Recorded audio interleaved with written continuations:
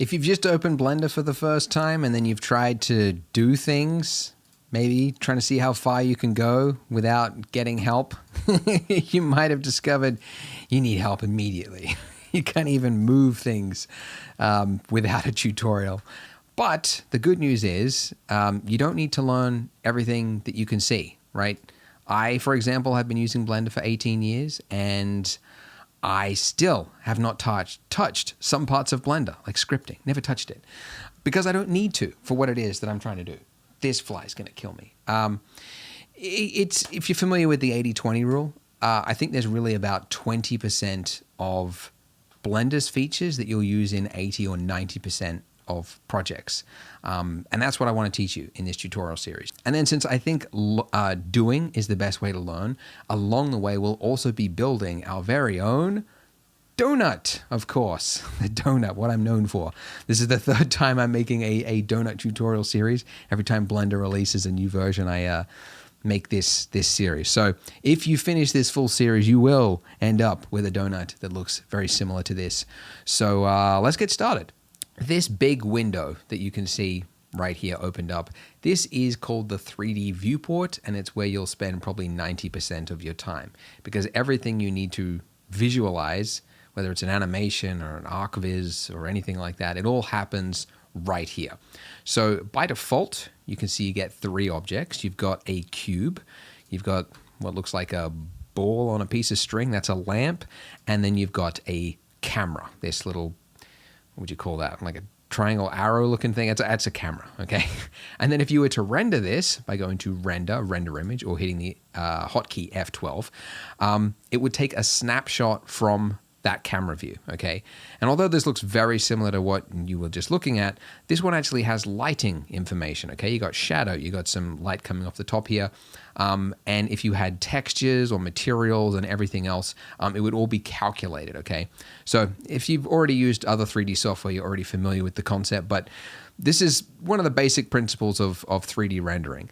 What you build in the 3D viewport is sort of like a simplified version of what it is you're trying to create. And then when you're ready for that final image, you hit render, and then it uses your CPU or your GPU to crunch all the numbers and calculate the light and the bounces and everything like that to create that final beautiful image. So that's the basics. All right, but you might notice like, okay, well, all right, can we move this thing? How do we even do something basic like move it? There's two ways you could do it. One would be to use the Move tool in your toolbar. If you activate that, you can see that over the cube now you get these arrows. And if you were to click and drag on any of those arrows, you would move it along that axis. If you clicked on the white circle in the middle, then that would just be sort of like free dragging it, okay? Now, you could do it that way, but actually, I never do it that way because it is far easier to just learn the hotkey, which in this case is G for grab. Okay, so if you just hit G, your cursor doesn't have to be anywhere near it, and I'm not clicking, my hands are off the clicker, it's just attached to your cursor basically the moment you hit G. And then if you just do a single left click, it will confirm its movement. So G, click. And my cursor could be anywhere, right? And I can do it, which is actually good because you don't have to like think about where is my cursor? Do I have to like get it on here and then hit it? No, it just allows you to work really fast. Excuse me while I get a drink of water. I know I'm only 2 minutes into the video. 4 minutes. All right. Anyways. Now, one thing you're missing with this is those axes lines, like being able to move it along a specific axis is actually a really common action. You want to use it all the time. And you can do that after you have hit G by typing the letter of the axes. So there are 3 axes, and the axes letters are X, okay, which is the left and right, Y, which is back and forwards, and then Z, which is up and down. Some 3D softwares call the Y-axis the up and down, but Blender's it's the Z, the blue one. Alternatively, you can also, as you're moving it, if you hold down on your mouse, on your scroll wheel, if you push in, that's called the middle mouse button, push in until it clicks, and just hold that, and you can see you get this little line that draws out, and then you can just drag it to the nearest line, nearest axis, and it will automatically snap to that. which is really handy. Pretty cool. Not too bad. Okay, so that's moving things. Now, the other two actions that are really common is rotate and scale. And you can, again, you could use the tool just by clicking here, and then you can, rotate it on a specific axis. You could click in the middle and like do a trackball thing. Scale, exact same thing. Scale it like that. But again, I recommend learning the hotkeys, which you can learn just by hovering over it. The hotkey for this one, so where it says shortcut, shift spacebar, it's technically true. You could activate it from this little menu here if you hit shift spacebar, but it's the one after that, R. Really easy to remember, R for rotate. Okay, so rotate, and then you can hit the letter of the axis as well, or do that same holding the middle mouse button. Oh, that's weird. Maybe because I did it after tapping it. Anyways, and then you've got scale, which is hovering over it, S for scale. Okay, S, X, Y, and Z, like that. And if you want to cancel a movement, you can hit escape, or you can just right-click as well, and that'll also cancel the movement. But yeah, so you can see you could do quite a lot just with those few little movements there. Okay, so that's how you move stuff about. Now, let's talk about the next thing you probably want to learn is like, how do I actually move my view? Like, how could I look and explore the rest of the scene? And that is also done with your middle mouse button. Okay, so if you click in on your scroll wheel until it clicks, you are orbiting. That is how you orbit. And my laptop people with trackpads, you are panicking right now because you've just realized you don't have a middle mouse button. You can do it in a pinch by going to the top right-hand corner. There's a little gizmo. And if you just click and drag on that, you can see that you are able to free rotate around. Alternatively, you can also go Edit Preferences, and then underneath Input, if you click Emulate 3-button mouse, this will enable you to, holding down Alt, if you then hold down left click, it just does the same thing as the middle mouse button, which is pretty cool. It's not bad. Whilst you're here, by the way, you might also, depending on the size of your screen, you might want to change the resolution, because by default it's 1, which on my 4K monitor, you can see that my buttons and the text is really small. And if you crank it all the way up, you can get it to something comfortable. 0.4 or 5 is what I would normally go for. And by the way, I'm snapping it. Like as you're dragging something, if you hold down Control, it's using incremental numbers. So it keeps it to like a whole number. I'd normally go like 1.4 if I was using it myself, but it's a tutorial. So I'll keep it big so you guys can see what I'm getting at. Cool. And another thing, just while I'm here, just mentioning, some of you are from other 3D software, 3ds Max, Maya, that kind of thing. You might find it helpful to know there's an industry compatible key map that you could enable, which I'll put them up on the screen here, but it's more common keyboard shortcuts if you're used to other software.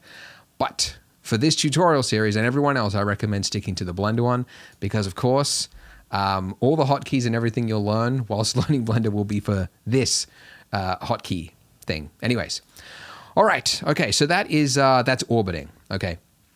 Now you can see as I orbit around, it's like locked on to my middle of my screen here. Okay. If I want to move somewhere else, that is pan, which is shift middle mouse button. Okay, now I'm shifting my view to somewhere else where I could pan around that place and shift again. And if you're on a trackpad, you could also use this, move the view, this little hand icon thing at the top there. Do invest in a mouse, please.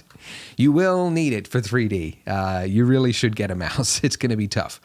The other thing that I'm doing right now is I'm using the scroller to zoom in and out.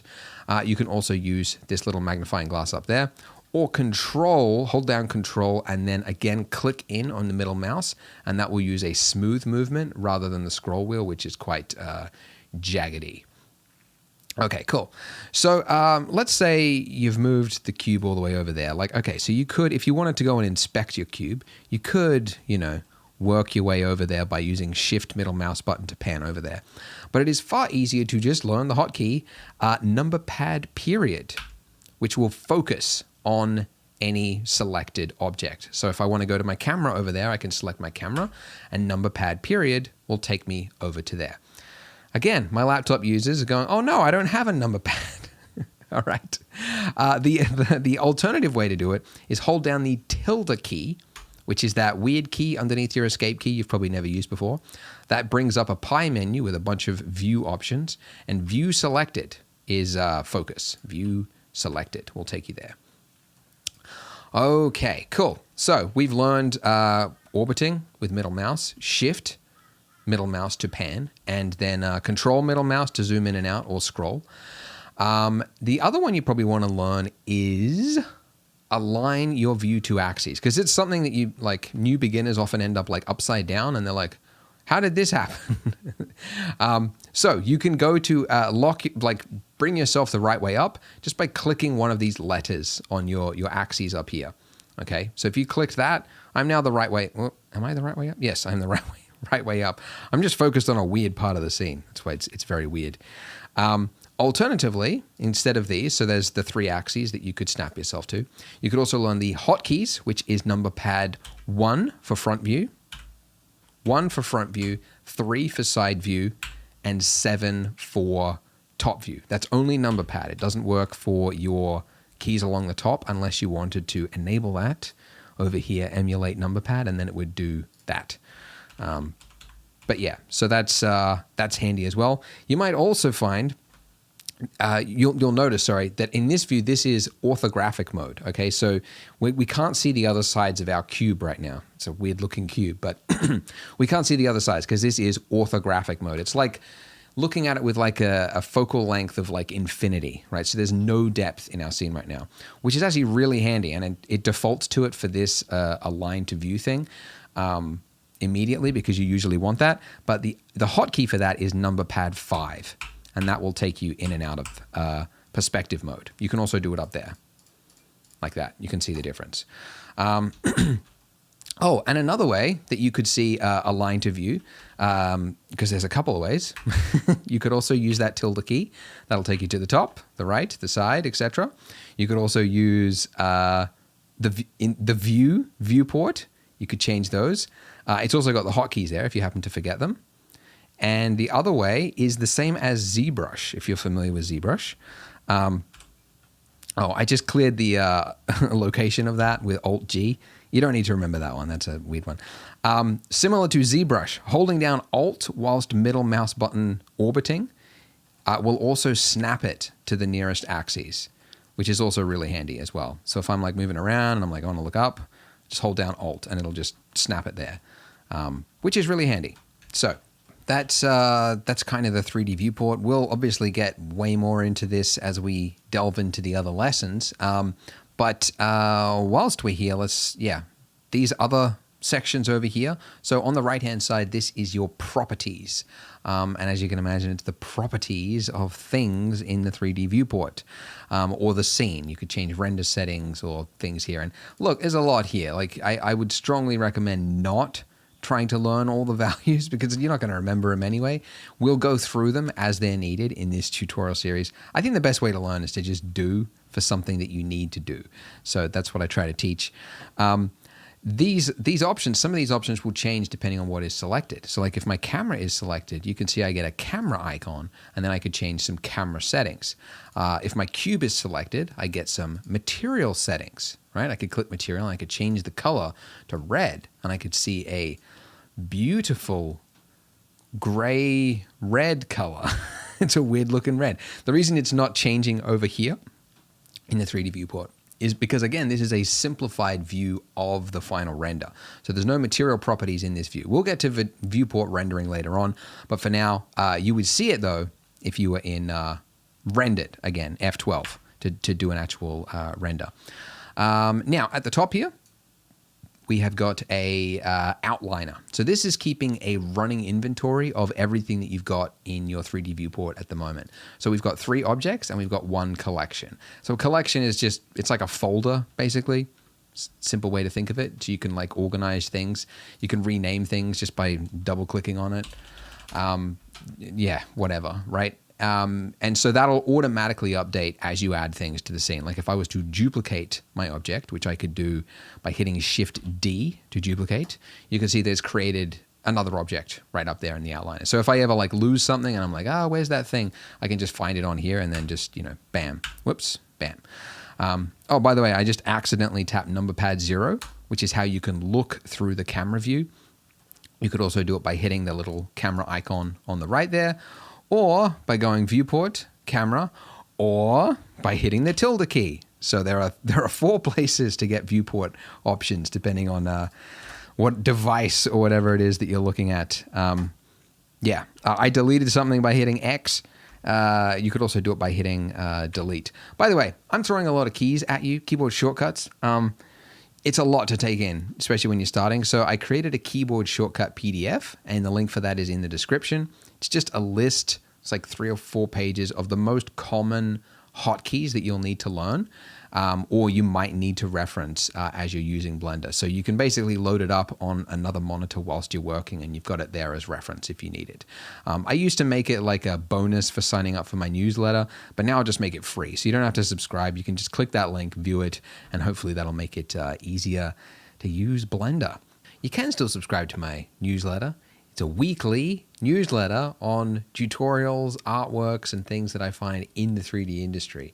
So if you want to keep up to date and learn new things, you can subscribe to that in the description as well. But that's it for this one, because we have covered quite a lot of ground. So we'll keep it simple and open up a brand new scene in Blender, and then join me in part 2, which is where we'll actually start making that donut now that you've got the basics. So we'll be learning about adding objects and modeling and all that kind of stuff. So click here on the screen, and I hope to see you in the next part. See you there.